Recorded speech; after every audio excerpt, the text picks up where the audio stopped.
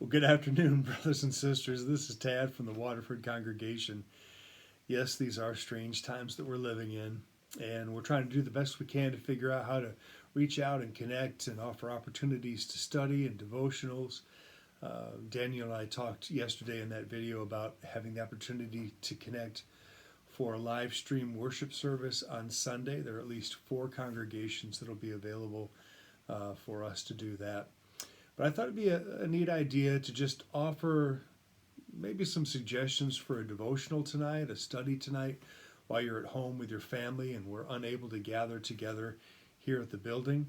And so I thought maybe Philippians chapter 4 would be a good place for all of you to go.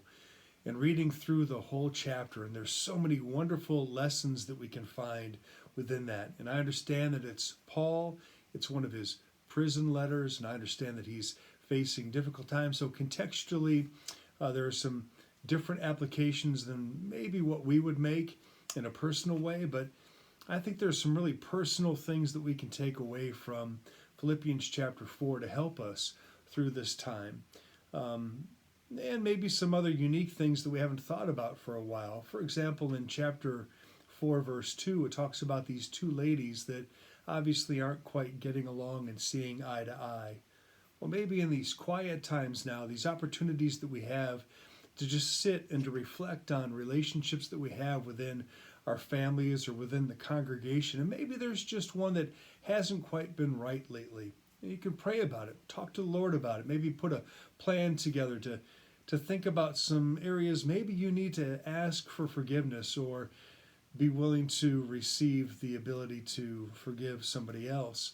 And so thinking about the relationships we have within this congregation and ways that we can come even closer together.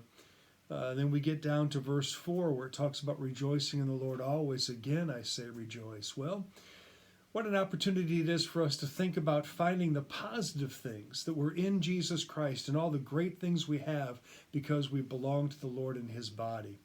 And so thinking about becoming and continuing to be a positive influence in these times where it's so easy to become negative and all the things that are changing around us, and it's so easy to find ourselves entrapped in that thought of, oh, woe is me, or the negativities. Let's be that positive influence, that positive voice to those that we know and those that are in our family. And that rejoicing aspect, finding those good things.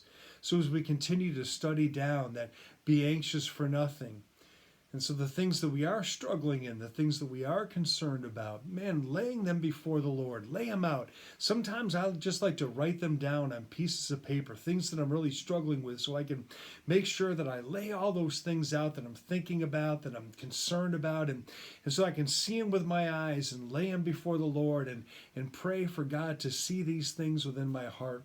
And then have that ability to release them because we get down into the later verses and whatever is good, whatever is right, whatever is honorable, having that positivity and that ability to say, Lord, you take these burdens from me. I know that you have my back. I know that you're there with me. And then once again, focusing on all those positive things. These are just a few nuggets that I thought you could think about and focus on, and there's so much more there. But make these words and take these words and apply them to be a personal application, how-to type of study, not just a reading through and going, yep, that's what Paul is going through, and see how he's handling it. How are we going to handle the challenges that we're facing now? And these words in here can be encouraging, can be challenging, can help us change the way that we see the situation around us, and to be that positive influence, looking for the good things that are around. And also looking for opportunities that we can give good to others. Once again, like Daniel and I talked about yesterday, there are things that we can do to help stay connected as a family. Breaking out the directory, making the phone calls to the people that we know. Take 2 or 3 every day, go through that directory and reach out. The elderly or the shut-ins, man, call them up and let them know you're thinking about them. And maybe they're in need of some food. So be available to run out to the grocery store and to meet the needs of the people that we have in this congregation. And of course, offering prayer to those. Man, talk to them on the phone, pray with them so that they know that they're still connected to the people that are here part of the family of the Waterford congregation.